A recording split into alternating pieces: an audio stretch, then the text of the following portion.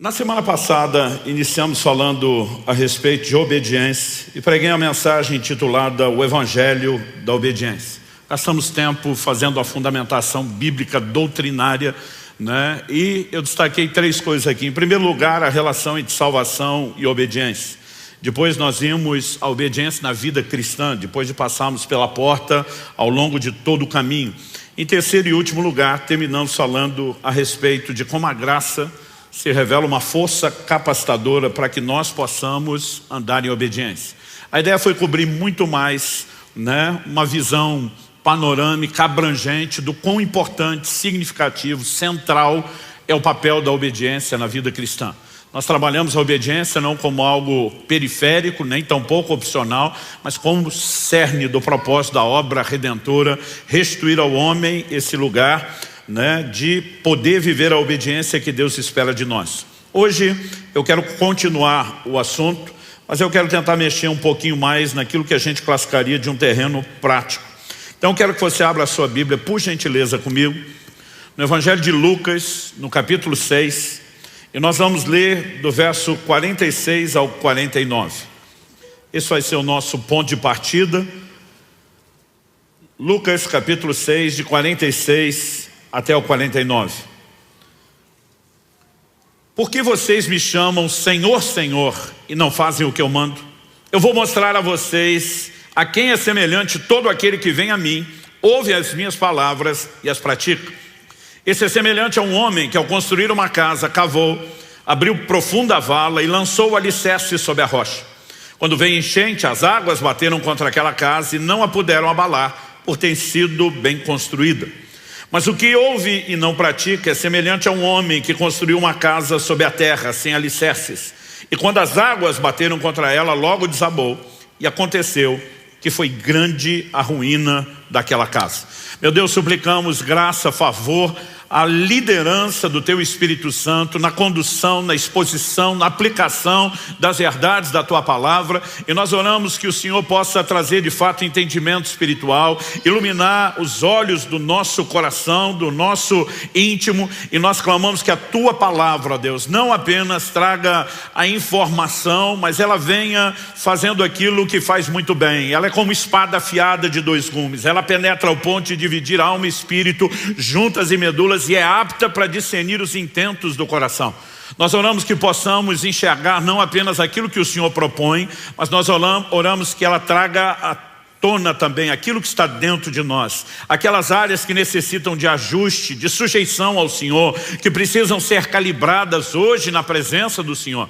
Nós nos sujeitamos à ação do Teu Espírito Santo, o Espírito da verdade, e oramos que a Tua Palavra cumpra o propósito pelo qual o Senhor a tem liberado, em nome de Jesus e para a glória de Deus. Amém.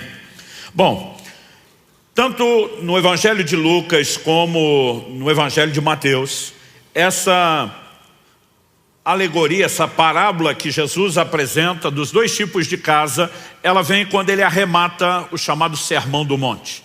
Então ele vai dizer que não adianta ouvir tudo aquilo que ele falou e não colocar em prática.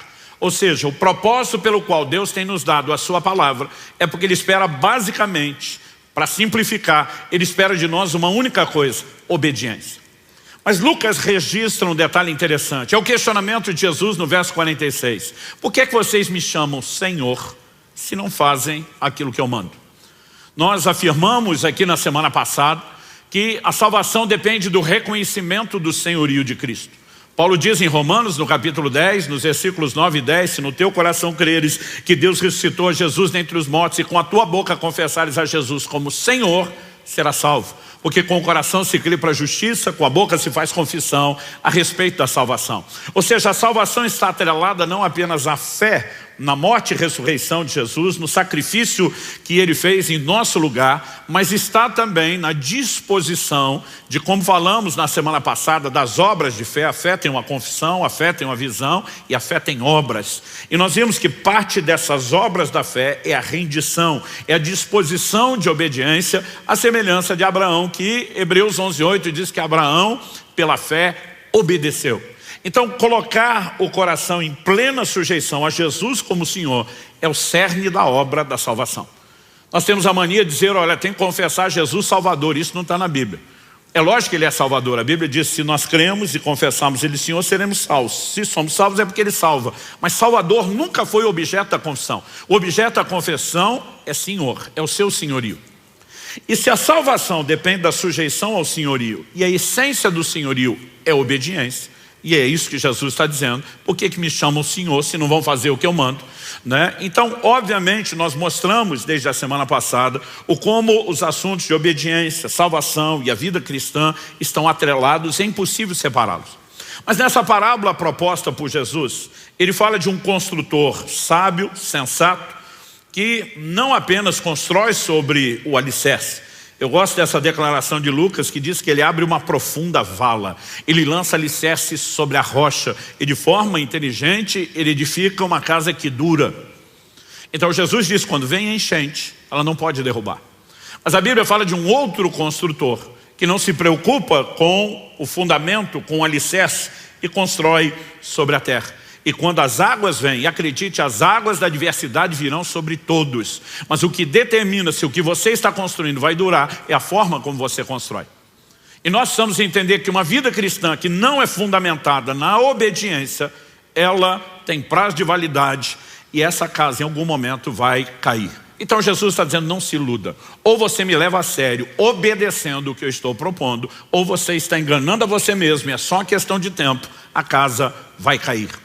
O chamado que nós recebemos à obediência é um chamado a uma obediência plena, completa. E o título da minha mensagem hoje é Obediência Total. E quero usar essa expressão, obediência total, porque muitas vezes nós relativizamos a obediência. E essa é uma forma como acabamos nos enganando. Porque obedecemos numa área, acreditamos que desobedecer na outra se compensa, porque muitas vezes temos uma aparência de obediência, achamos que está tudo bem. E eu quero te mostrar algumas verdades bíblicas. A primeira delas é que obediência aparente é desobediência. A segunda coisa é que obediência parcial é desobediência, não pode ser vista como obediência. Mas em terceiro e último lugar, nós vamos mexer com aqueles que já cresceram um pouquinho e assumiram o compromisso, que é um outro perigo. É quando deixamos a desobediência, entendemos a obediência, mas podemos migrar para uma coisa perigosa que eu vou chamar de o orgulho da obediência, que é algo, como veremos, contraditório em si mesmo. Em primeiro lugar, vamos falar da obediência aparente. No Evangelho de Mateus, no capítulo 21, o Senhor Jesus nos apresenta uma parábola acerca de 2 filhos. Dos versos 28 a 32, nós lemos o seguinte: o que vocês acham? Um homem tinha 2 filhos. Chegando seu primeiro, disse: filho, vá hoje trabalhar na vinha. Ele respondeu: não quero ir. Mas depois, arrependido foi. Dirigindo-se ao outro filho, o pai disse a mesma coisa. Ele respondeu: sim, senhor, mas não foi. Qual dos 2 fez a vontade do pai? Eles responderam: o primeiro. Quando Jesus propõe a parábola, ele está falando de algo que todo mundo entendia. Os filhos cresciam trabalhando, servindo, não apenas em tarefas domésticas. O sustento era tirado da terra, Tão logo tinham força, disposição, em níveis diferentes, já estavam envolvidos nessas responsabilidades. Então Jesus está falando de algo que todo mundo sabe. Agora o pai fala para um filho: vá trabalhar. E ele enfrenta o pai. A atitude inicial de rebeldia: não quero, não vou. Mas depois o coração arrepende e ele vai. Então aparentemente o primeiro é o rebelde. O segundo não. Aparentemente é obediente. Sim, senhor. Mas o segundo não foi. E aí Jesus diz: quem fez a vontade? A turma responde: o primeiro. E aí Jesus diz: pois é, obediência não é a resposta inicial, não é a encenação do seu comportamento, é o que no final das contas você fará com a ordem que foi dada. Mas por que é que Jesus está dando essa ilustração? Então ele continua e diz assim: então Jesus disse: em verdade lhes digo que os publicanos e as prostitutas estão entrando no reino de Deus primeiro que vocês. Porque João veio até vocês no caminho da justiça e vocês não acreditaram nele. No entanto, os publicanos e as prostitutas acreditaram. Vocês, porém, mesmo vendo isso, não se arrependeram depois para acreditar nele. Então Jesus basicamente está dizendo o seguinte: da mesma forma, vocês olham para os publicanos e as prostitutas, eram os piores rótulos de pecadores e mesmo de um comportamento reprovável diante da sociedade da época. Ele diz: eles vão entrar primeiro do que vocês no reino. Por quê? Eles são aqueles, quando a mensagem de Deus chega, eles dizem: não quero. Não quero obedecer, não quero submeter, quero fazer minha vontade, quero pecar, quero aproveitar, não quero. Mas em algum momento, quando existe arrependimento e sujeição, eles acabam fazendo o que Deus esperava. Embora o comportamento inicial fosse de rebeldia, a obediência encontrou lugar e espaço na vida deles. Vocês não. Os religiosos estão o tempo todo diante da palavra dizendo sim, Senhor, mas não faz aquilo que está sendo mandado. Então vocês não têm aparência de rebeldia, vocês têm aparência de obediência, mas a vida de vocês não expressa obediência. No final das contas, vocês jogam o jogo de encenar obediência, mas encenam uma obediência que não é praticada. E acredito que esse é o problema de todo aquele que é ouvinte da palavra. Porque Jesus está falando daquele que ouve as suas palavras e decide praticar ou não. Nós não estamos falando de um nível de rebeldia, aquela pessoa que diz para Deus, não quero nem te ouvir. Está falando de alguém que chega ao ponto de ter uma certa aparência de piedade e dizer, vamos lá ouvir o que Deus tem, só que não faz nada a respeito disso. Aliás, em Tiago, no capítulo 1, no verso 22, a Bíblia classifica esse tipo de gente como alguém que engana-se a si mesmo. Primeiro, ele não engana a Deus, que Deus está vendo todas as coisas. Ele pode até enganar algumas pessoas, mas a Bíblia mostra que no final das contas ele está se enganando. Tiago capítulo 1, vou ler de 22 a 25, diz assim, sejam praticantes da palavra e não somente ouvintes, enganando a vocês mesmos. Porque se alguém ouvinte da palavra e não é praticante, assemelha-se àquele que contempla o seu rosto natural no espelho, pois contempla a si mesmo, se retira e logo esquece como era a sua aparência. Mas aquele que atenta bem para a lei perfeita, a lei da liberdade, eu amo essa expressão, né? Eu de vez em quando tenho que lidar com os crentes que quando você está cobrando obediência, posicionamento, compromisso, você diz, seu evangelho é pesado. Eu normalmente digo, pesado para você que não quer compromisso. Porque não é o que 1 João 5,3 diz. A Bíblia diz que os seus mandamentos não são pesados. Aliás, nós falamos semana passada de uma capacitação para a obediência. Essa lei é chamada de lei da liberdade. Porque liberdade não é aquilo que você quer para fazer o que gostaria e quebrar sua cara. Liberdade é entrar no lugar em Deus, onde você preserva o relacionamento com Ele, onde você vive as bênçãos que são resultantes da obediência empoderada por Ele, e ainda assim, não apenas vive a alegria circunstancial do resultado, mas a essência do cumprimento do propósito. A lei não foi dada da parte de Deus para nos prender, foi dada para preservar aquilo que o diabo deseja roubar de nós através da desobediência. Que isso fique claro, mas vamos voltar aqui. Mas aquele que atenta para a lei perfeita, a lei da liberdade, e nela persevera, não sendo ouvinte que logo se esquece, mas operoso praticante, esse será bem-aventurado no que realizar. Sempre a palavra de Deus relaciona. Você vai pegar Josué capítulo 1, verso 8, você vai pegar o Salmo 1, né? Sempre a palavra de Deus relaciona bem-aventurança com aqueles que obedecem, com aqueles que praticam a palavra de Deus. E nós precisamos entender que quem não faz isso, a Bíblia diz, está enganando-se a si mesmo. Porque muitas vezes ele acredita que diante de Deus, né, o estar ali ouvindo a palavra, cultuando, é tudo que Deus precisa. E Deus não quer uma aparência de piedade, Ele quer uma conduta que de fato se expresse por meio da obediência à sua palavra. Interessante que num outro momento Jesus confronta os fariseus, porque eles eram a seita mais severa dentro do judaísmo. Eles eram o grupo religioso mais dedicado, né? É o que, usando a linguagem atual, alguém na época poderia dizer, são os beatos, são os carolas, é o time da dedicação, realmente, de fato são eles, e eles se tornaram muito conhecidos pelo seu zelo em obedecer a palavra. Mas ao longo do tempo eles usaram aquele próprio zelo e dedicação para criar desculpas para não obedecer a palavra. Olha o que Jesus diz no Evangelho de Marcos, no capítulo 7, do verso 5 até o 13. Os fariseus e os escribas perguntaram a Jesus, por que os seus discípulos não vivem conforme a tradição dos anciãos, mas comem com as mãos impuras? Os anciãos estabeleceram alguns ritos de purificação, entre eles um processo de como deveriam lavar, né, as mãos, lavar-se a si mesmo antes de comer, e eles estavam pegando espigas, comendo de qualquer forma, e o povo vai lá dar uma bronca em Jesus. Por que é que eles não vivem conforme a tradição? Jesus respondeu, bem profetizou Isaías a respeito de vocês hipócritas, como está escrito, esse povo me honra com os lábios, mas seu coração está longe de mim. Em vão me adoram, ensinando doutrinas que são preceitos humanos. Rejeitando o mandamento de Deus, vocês guardam a tradição humana. Disse-lhes ainda, vocês sempre encontram uma maneira de rejeitar o mandamento de Deus para guardarem a própria tradição. As traduções mais clássicas de Almeida diz jeitosamente.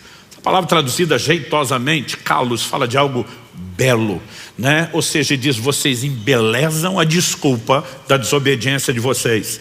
Então, o Senhor diz o seguinte: vocês sempre encontram uma maneira de rejeitar o mandamento de Deus para guardarem a própria tradição. Pois Moisés disse, honre seu pai e sua mãe, e quem maldisser seu pai ou sua mãe seja punido de morte.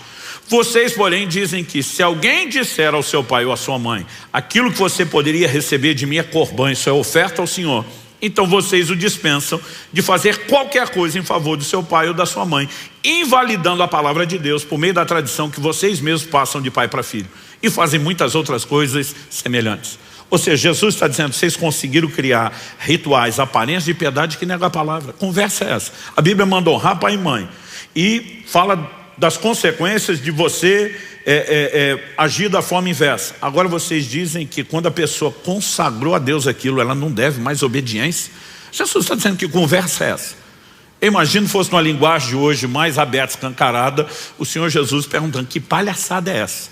Né? Como é que vocês chegaram a esse ponto? Mas o interessante é que por trás de tudo isso, né, existem normas sendo estabelecidas que aparentam que eles estão defendendo um código, que eles continuam vivendo a obediência, mas o que na verdade eles estão praticando é só uma aparência de obediência.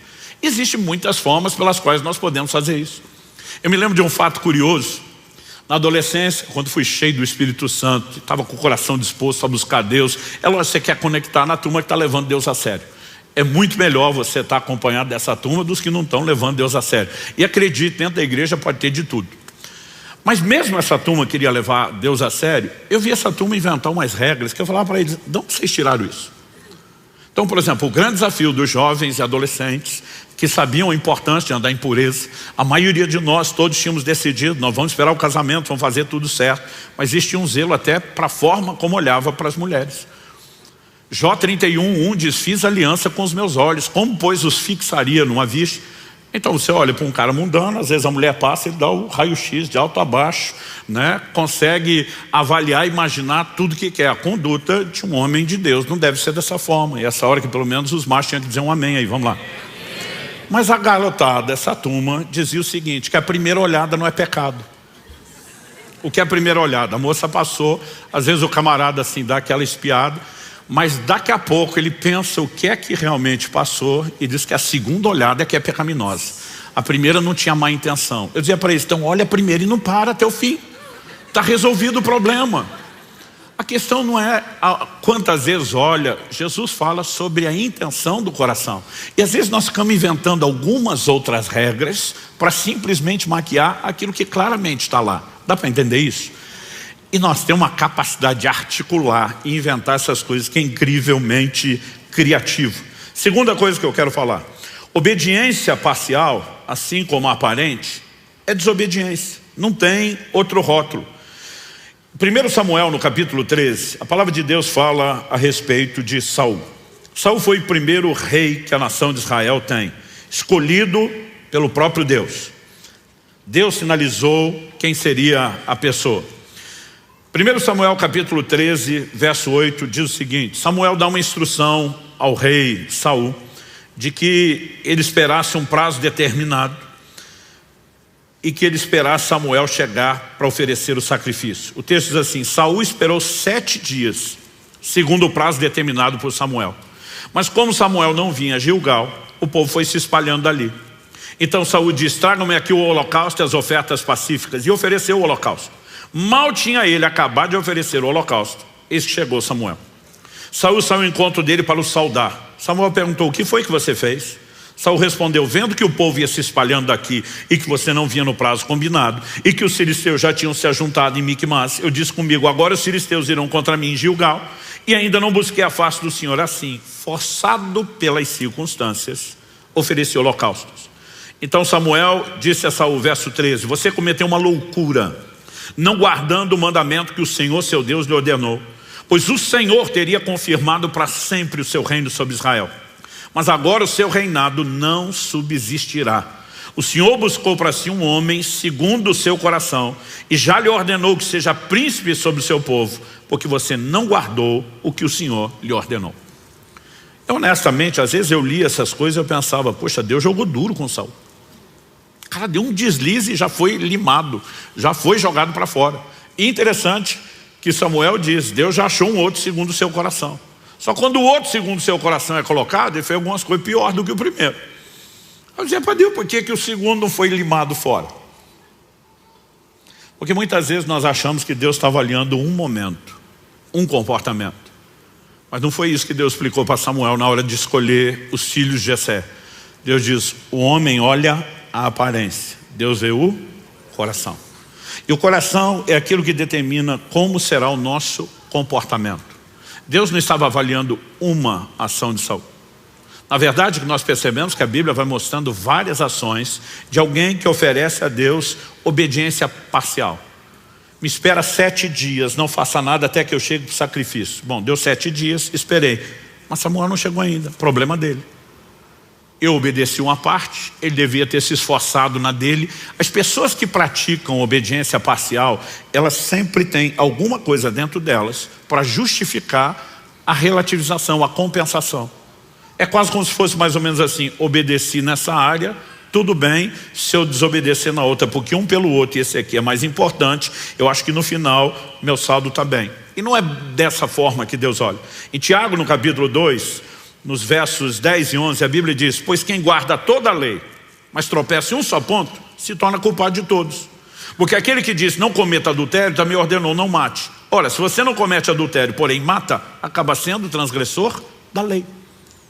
Então, de alguma forma, às vezes a gente fica relativizando e a gente diz, não, mas se eu fiz isso aqui, aquilo cabe. E a obediência parcial, ela é considerada por Deus desobediência. Eu acho interessante como a mentalidade das pessoas processam as coisas. Por exemplo, para nós, aliás, a gente olha na própria sociedade, pregando o evangelho para muita gente presa, condenada, você vê que uma das coisas que mais gera culpa na mente e no coração do homem, normalmente diz respeito ao homicídio. Mas ao longo da história, nós já tivemos momentos onde, diante dos escrúpulos das pessoas, mesmo daqueles que não eram muito tementes a Deus, não, existiam algumas coisas que tinham um peso maior. Uma delas, que infelizmente a nossa sociedade está programando todo mundo para aceitar, é que o adultério está tudo bem. Mas, por exemplo, por que Abraão faz um acordo com Sara, sua esposa, e diz, olha, onde a gente chegar, você vai dizer que é minha irmã e não minha esposa. Porque ele diz, você é uma mulher muito bonita, vão querer você, e para ficar com você vão me matar. Por que queriam matar Abraão? Porque se a mulher tem marido, ninguém pode ficar com ela, mas se tiver viúva, pode. Então olha a cabeça dos caras. Adulterar não, matar tudo bem. Porque pelo menos depois que a gente matar o cara, a gente cometeu um pecado menor, mas o pecado maior, que é o adultério, nós não vamos cometer. Hoje em dia, as pessoas olham para o adultério como o pecado menor e o homicídio maior, mas a relativização continua. Só que a Bíblia está dizendo, o mesmo Deus que ordena uma coisa, ordena outra. Quando você tropeça num, você tropeçou em todos, não adianta relativizar. Mas de alguma forma você olha para Saul e você vai perceber isso o tempo todo. Vá comigo para 1 Samuel capítulo 15. E de novo a Bíblia vai falar a respeito de Saul.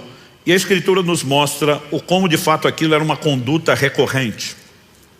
1 Samuel 15, eu vou começar no verso 1. Samuel disse a Saul, foi a mim que o Senhor enviou para ungir você como rei sobre Israel, o povo dele. Agora ouça as palavras do Senhor. Em outras palavras, você lembra do início? Que Deus me usou para levantar você, escolher você, que tudo que eu falei da parte de Deus tem acontecido, se mostrou fiel. Então, presta atenção. Ele diz o seguinte, verso 2. Assim diz o Senhor dos Exércitos, castigarei Amaleque pelo que fez a Israel, colocando-se no caminho de Israel quando ele saía do exército, do Egito. Está lá em Êxodo no capítulo 17. Portanto, vá e ataque os amalequitas, destruindo totalmente aquilo que eles tiverem. Não poupe ninguém. Mate homens, mulheres, meninos e crianças de peito, bois, ovelhas, camelos e jumentos. Aqui nós chegamos a uma medida extrema de juízo, o que normalmente não acontece de imediato. Se você lembrar de Gênesis 15, Deus diz para Abraão, olha, a sua descendência vai ser peregrina em terra alheia durante 400 anos. Eles serão reduzidos à escravidão. Antes que eu os tire, Deus não usa o nome Egito, mas está falando de lá. Antes que eu os tire e os traga de volta a Canaã, que eu te prometi. Por que Deus está dizendo que precisaria tanto tempo deles fora antes de trazê-los? O Senhor diz assim, porque a medida da ira dos cananeus não encheu. Eles são rebeldes, são desobedientes, eu vou julgá-los. Mas Deus está dizendo, a minha longanimidade não esgotou. Então eu ainda vou dar mais 400 anos de misericórdia para que se arrependam. Como eu, Deus presciente, sei que não vão arrepender. No final disso, o juízo vem e vem com tudo. A mesma coisa com os amalequitas. Eles não foram julgados imediatamente pelo que fizeram. Aliás, Tiago escreve e diz que a misericórdia triunfa do juízo. Antes de oferecer juízo, Deus sempre oferece misericórdia. O problema é que as pessoas confundem a longanimidade, a paciência de Deus, com impunidade. Então o cara olha, não viu muita consequência e pensa, deu nada não. E não se arrepende, endurece o coração. E há um momento onde Deus simplesmente diz, basta. Você vai ver isso no Apocalipse, ele falando com a mulher que ele denomina de Jezabel. Dei-lhe tempo para que se arrependesse, mas ela não quer se arrepender. Ou seja, toda oportunidade, arrependimento, conserto e volta à obediência, não houve juízo. E quando chega a esse momento extremo, Deus diz, agora vocês vão exterminá-los. Em outras palavras, era literalmente acabar com a sua raça. Uma palavra dura, porém determinada por Deus. O verso 4 de Saul convocou o povo. A partir do verso 7 nós lemos, então Saul derrotou os amalequitas desde Avilá até chegar a Sur, que está diante do Egito. Tomou vivo Agag, rei dos amalequitas, porém destruiu todo o povo ao fio da espada. Mas Saul e o povo pouparam Agag, o melhor das ovelhas e dos bois, os animais gordos, os cordeiros e tudo mais que era bom. A isso não quiseram destruir totalmente, porém toda coisa sem valor e desprezível destruíram. Então a palavra do Senhor, verso 10, veio a Samuel dizendo, lamento haver constituído Saul como rei, porque deixou de me seguir e não executou as minhas palavras. Então Samuel ficou triste e clamou ao Senhor durante toda a noite. Samuel madrugou para encontrar Saul pela manhã, mas anunciaram a Samuel, Saul já chegou ao Carmelo. Eis que levantou para si um monumento, depois dando a volta passou, desceu a Gilgal. Samuel encontrou Saul e este lhe disse, que você seja bendito do Senhor.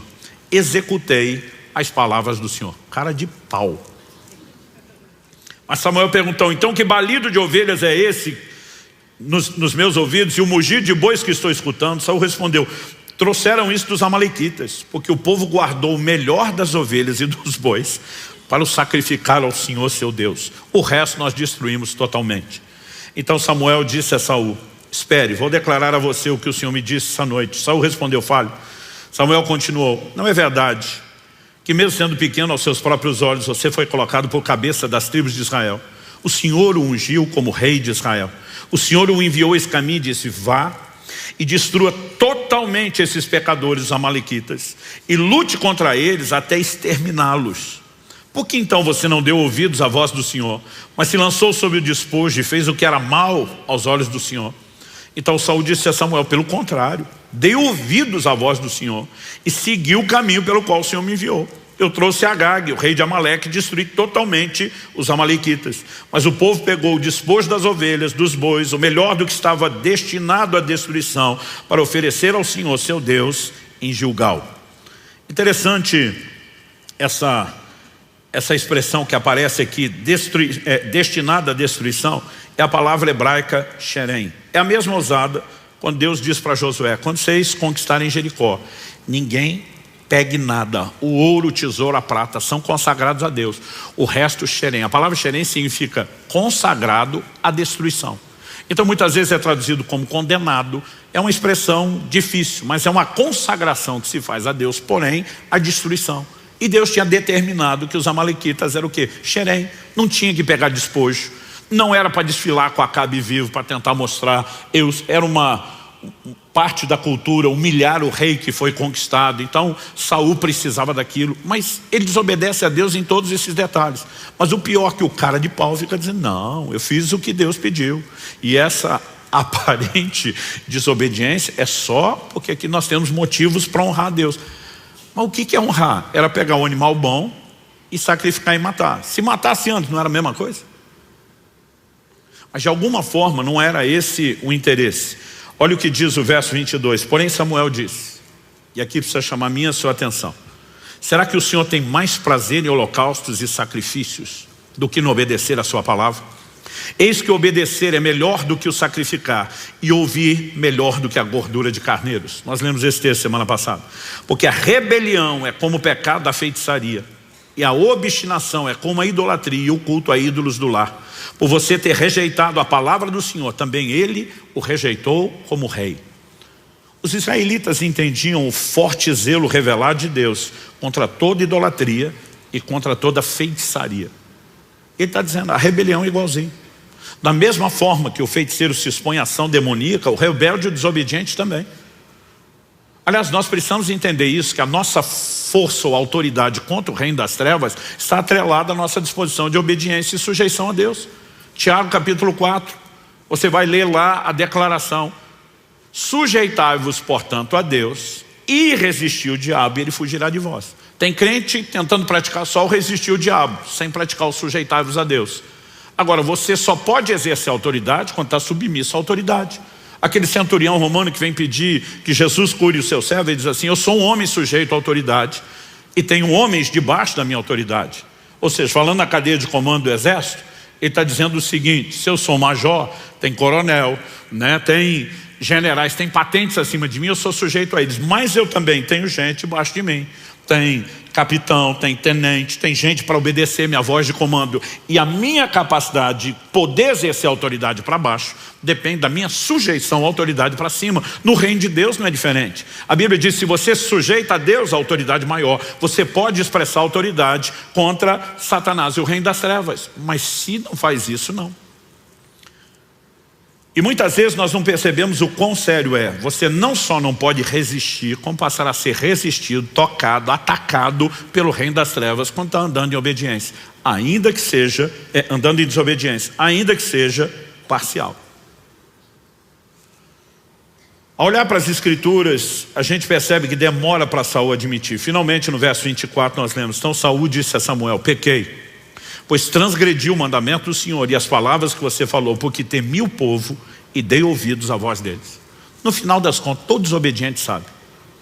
Ele tenta se enganar, ele cria desculpas, mas lá no fundo ele sabe quais são as motivações. Então queria honrar a Deus coisa nenhuma. Ele está preocupado com a popularidade. Agora, quem está mais preocupado com a sua popularidade, né, em ser aceito, com a sua reputação diante dos homens do que diante de Deus, não vai se dar bem com Deus. O apóstolo Paulo disse: se eu quisesse agradar homens, não seria servo de Cristo. Então uma escolha que eu e você precisamos fazer. Quando a mulher de Potifar está dando em cima de José, a Bíblia não diz que José a rejeitou porque ela não era o tipo dele. Ele diz: como cometeria eu tamanha maldade contra Deus? Aliás, quando você pensa um cara de posição como Potifar, posição social, riqueza e tudo, numa época em que casamento não acontecia por uma história meramente romântica, ele certamente tinha aquela dona do lado dele. Mas José está dizendo: eu não vou fazer algo contra Deus. Eu estou mais preocupado em me dar bem com Deus do que com a senhora ou com qualquer pessoa aqui na terra. Sabe, algo precisa ser resolvido no nosso coração. Obediência é fruto de um entendimento. Nós estamos debaixo do senhorio de Cristo. Ele nos governa e ponto final. Isso não pode ser relativizado. Mas toda tentativa de uma obediência, né, parcial. Interessante que nesse momento, quando Saul peca e Samuel o confronta, ele diz: fica aqui comigo, me honra diante do povo. Ele está preocupado em manter a reputação. Ele não está nem aí que ele vai perder o reino que Deus anunciou. Você não vê ele chorar, se humilhar. É a grande diferença de Davi. Ah, pastor, mas Davi também pecou e desobedeceu. É verdade, mas quando pecou, você vê no Salmo 51 ele dizer: contra ti, e contra ti somente eu pequei. Por que Davi abandona Jerusalém na revolta de Absalão? Ele dá um perdido no reino. Ele está agindo como quem diz: eu até mereço perder isso tudo, fui eu que quebrei o princípio, né? Mas de alguma forma o que você vê é que a preocupação de Davi era mais com a reputação diante de Deus do que diante dos homens. Mical, filha de Saul, que é de outra escola, critica ele quando ele está dançando diante do Senhor e diz: você não se portou como rei diante das pessoas. Davi está dizendo: eu estou lá preocupado com o que as pessoas acham, eu estou preocupado com o que ele pensa de mim. Então essa forma de pensar e lidar vai nos levar a decidir como é que nós vamos andar diante de Deus. E obediência parcial é desobediência, não tem outro nome. Ela é algo interesseiro, ela é algo egoísta. Então eu seleciono o que eu acho que me convém, eu adapto, né, aquilo que está de acordo com a minha vontade. Gente, Deus dá um comando para Elias quando Elias desiste no ministério. Deus diz: ok, eu quero que você unja 3 pessoas. Isso está lá em 1 Reis 19:15. Você vai ungir Eliseu, filho de Safate, profeta em seu lugar. Você vai ungir Azael, rei da Síria. E você vai ungir Jeú, rei de Israel.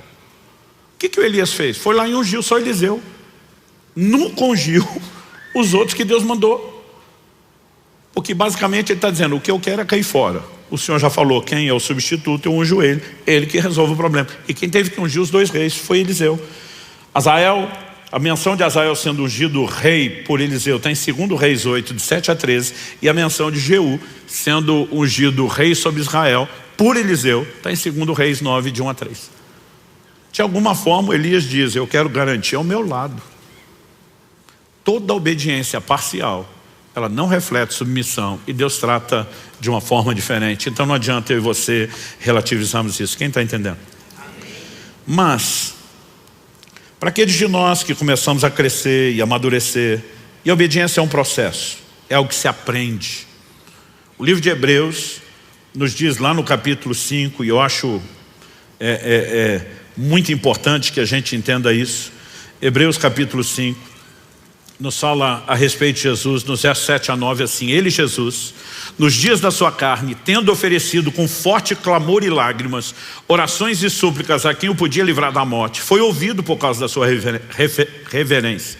Embora fosse filho, aprendeu a obediência pelas coisas que sofreu. Repita comigo, aprendeu a obediência. Não, com mais ânimo e vontade, vamos lá, aprendeu a obediência.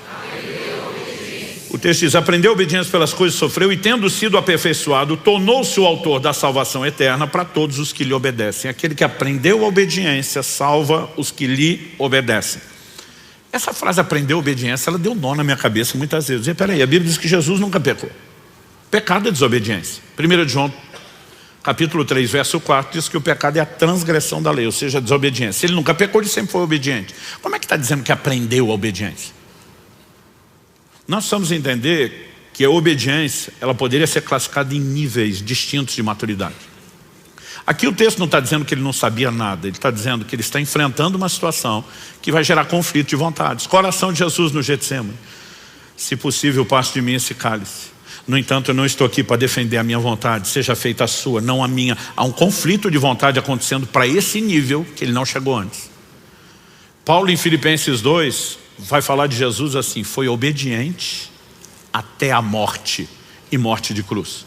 Ele vai falar do mais alto nível da obediência, a plena rendição. Eu me anulo por completo, eu morro, eu me entrego, eu não vou defender a minha vontade. Então, à medida que nós seguimos na vida cristã, nós vamos sendo trabalhados por Deus, amadurecendo, e vamos aprendendo estágios de obediência. Aprendemos verdades, como aqui ensinamos semana passada. A obediência não depende de esforço humano, ela depende de uma decisão humana, mas de uma cooperação com a capacitação divina. E à medida que vamos compreendendo não só o que tem que ser obedecido, mas a seriedade disso, os recursos de Deus, é lógico que a obediência, ela se torna cada vez mais presente na nossa vida. As quedas vão tendo intervalos maiores, os tropeços vão sendo menos frequentes, porque o processo de transformação e santificação é progressivo. Mas mesmo para aqueles de nós que crescemos, a ponto de dizer, olha, dá para dizer que aqui tem obediência, nós corremos um perigo, que é agora sair de um extremo, de um lado da vala para o outro. E é o que eu vou chamar de o orgulho da obediência. Em Atos, no capítulo 10, eu quero ler dos versos 9 a 16, a Bíblia diz assim: no dia seguinte, enquanto eles viajavam e já estavam perto da cidade de Jope, Pedro subiu ao terraço por volta do meio-dia a fim de orar. Estando com fome, quis comer. Mas enquanto lhe preparavam a comida, sobreveio-lhe um êxtase.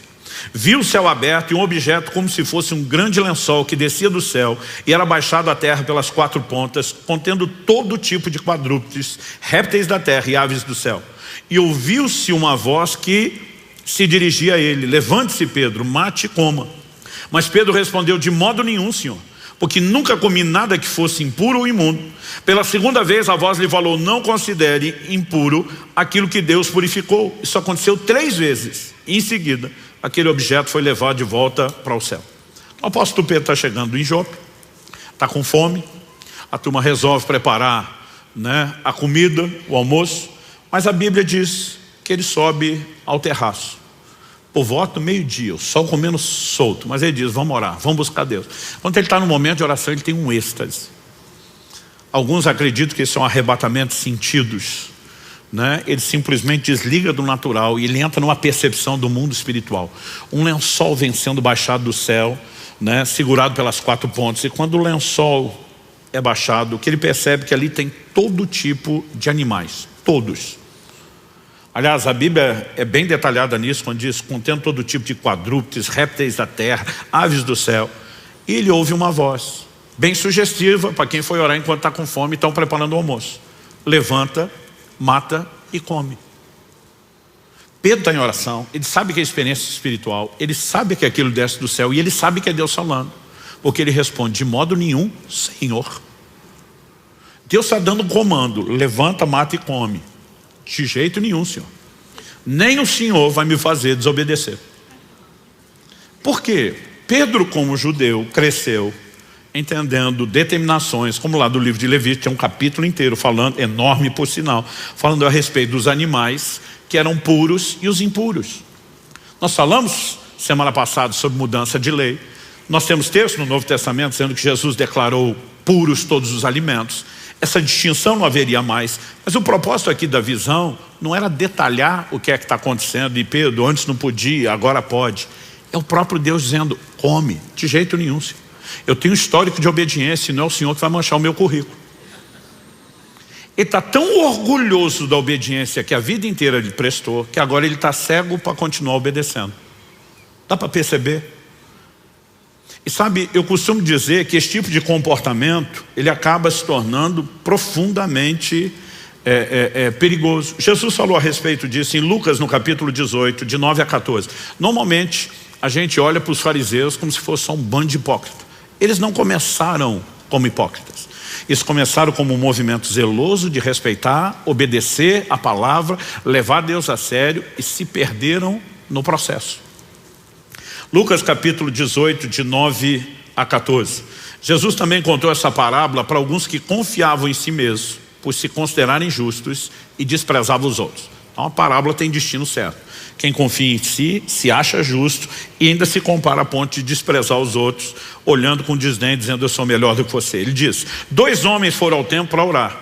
Um era fariseu, era o mais alto nível de um cara religioso. O outro era publicano, era o pior rótulo de pecador. O fariseu ficou em pé e orava de si para si mesmo. Eu amo essa definição de Jesus. Orava de si para si, porque com esse coração não está falando com Deus e Deus não está ouvindo essa oração. Orava de si para si mesmo dessa forma, ó Deus, graças te dou, porque não sou como os demais homens, roubadores, injustos, adúlteros, nem ainda como esse publicano. Jejuo 2 vezes por semana, dou o dízimo de tudo que ganho. Em outras palavras, eu sou o cara. Eu fico tentando imaginar o que é o publicano do lado dele, tendo que ouvir uma oração dessa. Senhor, eu te louvo que eu sou muito melhor que esse miserável do meu lado. Alguns de nós publicanos pensaria, publicano por publicano, pecador por pecador, já dava um couro no camarada do lado, dentro da casa de Deus. A Bíblia diz assim, o publicano estando em pé longe, nem mesmo ousava levantar os olhos para o céu, mas batia no peito dizendo, ó Deus, tem pena de mim. Outra tradução diz, misericórdia de mim que sou pecador.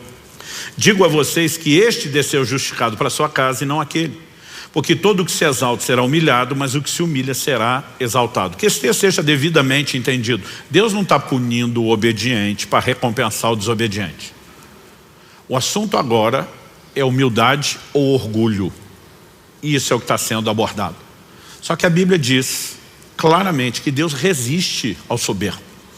Se tem algo que vai envenenar o relacionamento de qualquer pessoa com Deus, é o orgulho. E esse cara tem o orgulho da obediência. O senhor sabe que eu jejuo 2 vezes por semana, eu dou o dízimo de tudo, eu sou o cara. E quando você entra nesse modo de fazer o que deve, mas se gloriar por isso, você está desfazendo aquilo que fez. Porque a mesma Bíblia que mandou você fazer aquelas coisas, manda que você não se orgulhe. E quando você tropeça num ponto, você tropeçou em todos os outros. É como se não tivesse feito nada daquilo do qual você se orgulha. Aliás, o orgulho da obediência é contraditório. Porque não se trata de mérito. Nós falamos semana passada que a única forma de viver plena obediência é pela capacitação da graça. Então no final, se eu e você obedecemos, tem que haver em nossos corações uma atitude de quem reconhece. Se não fosse o Senhor, ainda que eu tenha tomado minha decisão, levado a sério minha responsabilidade, se não fosse o Senhor e os seus recursos, eu não teria chegado lá. Como é que eu vou me orgulhar de algo como se não tivesse feito aquilo com a ajuda de Deus? Segundo, além de ser contraditório, Jesus fala em Lucas, no capítulo 17, de 7 a 10, de um camarada que diz que merece uma medalhinha no peito, escrito servo inútil. Ele diz, depois que vocês fizerem tudo que foi mandado, vocês têm que se nomear servos inúteis, porque fizeram só o que tinha que ser feito. Em outras palavras, você não fez mais do que obrigação, está se orgulhando do quê? Então, nós precisamos entender que o orgulho da obediência é contraditório à ação da graça e faz a gente achar de alguma forma que isso não era a obrigação que nós temos que carregar. No entanto, quando eu olho para esses camaradas, eu fico me perguntando, será que eu e você? O fariseu ainda é mais fácil a gente dizer, não, esse aqui não era dos melhores não, mas você pega Pedro, um líder exemplar, uma das colunas da igreja, e o cara está dizendo para Deus, de modo nenhum, Senhor. Então a pergunta é, será que pode acontecer comigo, com você? A resposta é com certeza. Alguns anos atrás, eu tive uma experiência que me abriu a mente para perceber o quanto eu e você estamos vulneráveis a esse tipo de coisa. Logo nos primeiros anos da Alcance aqui em Curitiba, eu levei os homens do presbitério para um retiro de oração e jejum. As mulheres não podiam, a maioria dos filhos eram pequenos, então nós saímos só os homens, acho que eram 2 ou 3 dias. Durante esse nosso tempo de jejum e oração, alguém fez um comunicado numa época em que a internet era uma coisa complicada, né? Não me lembro se ainda estávamos no modo de escada, mas era complicado. Mas alguém falou assim, vocês estão sabendo que fulano de tal, falou o nome do ministro. Falou assim, o cara veio a público com um vídeo de uma confissão, admitindo que tropeçou, que caiu, que errou, está se afastando do ministério, está sendo exposto, né, a um tempo de disciplina. E alguém falou, ó, estou com o vídeo aqui. Falei, vamos assistir isso. E nós assistimos o vídeo. E quando terminamos de assistir o vídeo, eu falei para eles, falei, escreva o que eu vou falar. A maioria de quem está perto de mim o suficiente sabe que se eu falar escreva, o negócio é muito sério e dificilmente não acontece, né? Porque eu só falo isso quando estou debaixo de muita convicção. Falei, escreva o que vai acontecer. E não estava falando por revelação de Deus não, era dedução. Eu falei, ele fez essa confissão com o líder do lado. O líder não está dando só apoio ao processo. Eu conheço o líder dele. O líder dele é jogo duro. E ele engoliu esse negócio a seco, porque não tinha muita opção. Mas ele não vai aguentar o processo. Só quando ele não aguentar, ele é o queridinho, ele é o popular, não o líder dele, conhecido por ser austero e duro. Então a hora que ele espanar, mesmo não cumprindo o processo, ele vai ser acolhido por outros líderes fora do ministério dele, que vão dar um tratamento bem mais suave a tudo que aconteceu. E infelizmente vão tratar coisa como prazo de validade. Então eu acho que pelo que aconteceu, eles vão achar que 1 ano é pouco. Com 1 ano e meio, esse cara volta para o ministério como se o tempo resolvesse as coisas. Eu falei, infelizmente ele vai ter um grande apoio para voltar, mesmo não cumprindo tudo isso ao qual ele está se comprometendo. E como eu queria ter errado, mas não errei. Tudo que eu falei se cumpriu. 1 ano e meio depois, estou chegando numa outra cidade para participar de um evento. Vários dos nossos pastores, não só da Alcance Curitiba, os outros foram conosco para receber de Deus lá. E quando cheguei na cidade eu vi, não falei com ninguém, não comentei com ninguém, mas vi um outdoor anunciando um evento de restauração e celebração da volta daquele irmão ao ministério. Quando vi aquilo dentro de mim, fiz as contas, falei exatamente 1 ano depois, 1 ano e meio depois, tudo aconteceu como queria e a gente segue banalizando coisas que deveriam ter um pouquinho mais de consideração e ser tratado de forma mais importante. Mas não falei para ninguém, só pensei. E fui dormir, chateado com o que eu vi, mas fui dormir. Dia seguinte, quando acordei, o evento estava acontecendo num hotel, então eu lembro que eu estou passando pela área do café da manhã para me dirigir ao auditório. E o Ney, pastor da Alcance nosso em Irati, que eu brinco que ele é uma máquina de sonho profético. O Ney me veio e falou assim, amigão, antes de você entrar lá, preciso te contar um sonho que eu tive com você essa noite. Quando ele falou isso, falei, daqueles bem coloridos. Ele falou, daqueles bem coloridos. Já puxei uma cadeira, sentei e falei, vem cá, fala já. Ele olha para mim sem saber de nada. Ele nunca teve na reunião de 1 ano e meio antes, que era só os pastores de Curitiba. Eu nunca mais falei isso com ninguém. Não falei o que eu pensei no dia anterior. Mas ele olha para mim e diz, tive um sonho com você e fulano. E fala o nome do ministro. Quando ele falou o nome do cara, eu pensei, Deus ouviu. Eu falei para ninguém, mas Deus ouviu.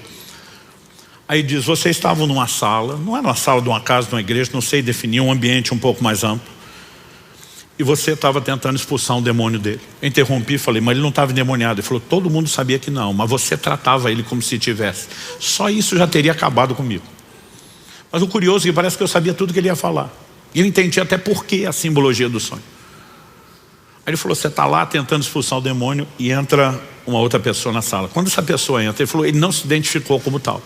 Mas pela minha experiência, pelo porte, pela glória, o semblante, eu te afirmaria que era um anjo de Deus. E quando ele entra, ele estende a mão na direção de vocês dois. A hora que ele estendeu a mão, como a gente vai quando vai orar para alguém, parece que vocês dois levaram um coice de um cavalo, foram jogados 2, 3 metros. Aí interrompi ele e falei, essa é a hora que o fulano some do sonho e fica só eu. Ele, como é que você sabe? Eu falei, não só fica só eu levanto do chão do jeito que eu caí, e a roupa está desarrumada, está suja, talvez até rasgada. Ele, como é que você sabe? Roupas da Bíblia falam da condição de alguém diante de Deus. Roupa suja, rasgada, meu amigo, é pecado, não tem outra coisa. E nessa hora eu pensei, o canhão virou para o meu lado. Ele disse que aquela pessoa que entrou na sala vira e comenta com ele, apontando para mim, e diz assim, ele é um homem de grande integridade. Mas quando faz da integridade dele um escudo de justiça própria, ele é tão pecador quanto qualquer outro. E eu não sabia onde enfiar a cara de vergonha. A única coisa que eu pensava, dizia, tomara que isso fique só entre eu e Deus. O Espírito Santo falou, de jeito nenhum. Isso aí você vai contar quando pregar sobre o assunto. Eu falei, minha vergonha tem que ser pública? Tem que ser pública. Eu pensei, tomara que eu não tenha que contar para o ministro. E Deus me disse, vai. Já tive algumas conversas com ele depois disso. Porque muitas vezes não adianta eu e você termos o compromisso com Deus, a obediência, e entrarmos no modo do orgulho da obediência. Isso é contraditório. Se não for, eu e você permanecemos quebrantados aos pés da cruz, dependendo dele continuamente, nós não vamos poder manter a obediência da qual a gente está se orgulhando como se fosse nós. Ela é uma decisão da nossa parte, é nossa responsabilidade, mas que não pode ser executada sem a ajuda de Deus. E de alguma forma aquela lição para mim foi muito clara, começou a abrir meus olhos para perceber na Bíblia, ou como muitas vezes nós podemos entrar nesse lugar que acaba por si nos cegando e anulando tudo aquilo que nós estamos construindo. Então a obediência é inquestionavelmente importante, ela é o cerne do propósito de Deus para o homem. Nós vimos isso na perspectiva doutrinária, mas agora falando de conduta, que você possamos entender que a aparência de obediência não é obediência, é desobediência, que obediência parcial é desobediência, mas que mesmo que a gente leve Deus a sério, não existe no final das contas motivo de orgulho se eu e você entendemos o lugar correto, que é onde devemos permanecer em plena dependência do Senhor. Aliás, eu e você precisamos entender que a obediência expressa, além de respeito, amor ao Senhor. Jesus diz, aquele que tem os meus mandamentos e os guarda, esse é o que me ama. E como diz 1 João 5,3, os seus mandamentos não são penosos ou pesados, porque nós não precisamos carregá-los sozinhos, não é fruto de esforço. Precisamos nos sujeitar à graça capacitadora. Mas o chamado não pode ser relativizado. Fomos chamados à obediência, e obediência total. E precisamos de tempos em tempos lembrar do nosso Senhor dizendo, por que é que vocês vão me chamar Senhor, se não fizerem aquilo que eu mando? Feche seus olhos, coloque-se em pé, para parecer que está acabando.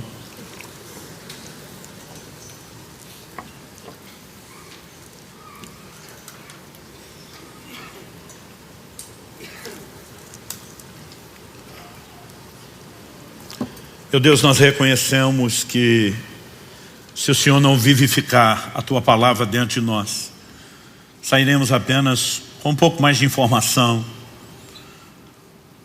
com material para pensar, sem contar o risco daqueles de nós que sequer vamos dar continuidade em pensar naquilo que o Senhor falou. É por isso que clamamos uma vez mais a ação do Teu Espírito Santo. Ajuda-nos, ó Deus, a entender na nossa vida quais aspectos merecem a devida atenção. Talvez haja entre nós aqueles que estão praticando obediência aparente, sem enxergar com clareza que isso é desobediência. Talvez haja aqueles que optaram pela obediência parcial, estão enganando-se a si mesmos sem perceber que isso é desobediência. Talvez haja aqueles que reuniram as duas coisas. Mas também, ó Deus, certamente há aqueles que estão aprendendo a obediência, a semelhança de Jesus. Já avançaram além dos primeiros níveis, mas de alguma forma passaram a acreditar que são os únicos responsáveis por isso. e começaram a dar lugar ao orgulho, em vez de se permanecer naquele lugar de dependência do Senhor.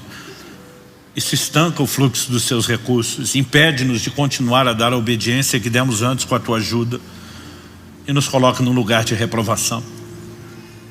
Mas sabemos que há muito a aprender, há muito a crescer, há níveis de obediência que ainda não alcançamos. Diferente de Jesus, que chegou até o último nível, nós não chegamos lá. E nós suplicamos graça do alto, ajuda e favor, não só aqui e agora. Nós oramos que aquilo que o Senhor começou não termine no final dessa reunião. E não falamos apenas de lembrar o que foi dito, nós oramos pela capacidade de seguir, se sujeitando ao Senhor, se expondo à ação do Senhor e da sua graça. Não nos deixe sair daqui apenas com informação ou com um discurso. Que a tua palavra, ela realmente entre fundo em cada um de nós, que ela possa discernir os intentos do coração, expor aquilo que precisa ser ajustado na nossa vida, porque nós queremos seguir correspondendo com o Senhor. Não apenas contando com os recursos da graça, da ação do teu Espírito, mas exaltando o senhorio de Jesus por meio de plena rendição. Eu quero abençoar meus irmãos e irmãs. E eu oro que a mão do Senhor esteja sobre eles. Oramos que a compreensão das tuas palavras traga luz, clareza para aquilo que devemos fazer no dia a dia, debaixo da tua aplicação personalizada.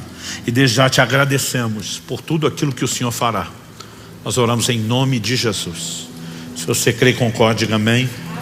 Se você recebe essa palavra, diga eu recebo em nome de Jesus.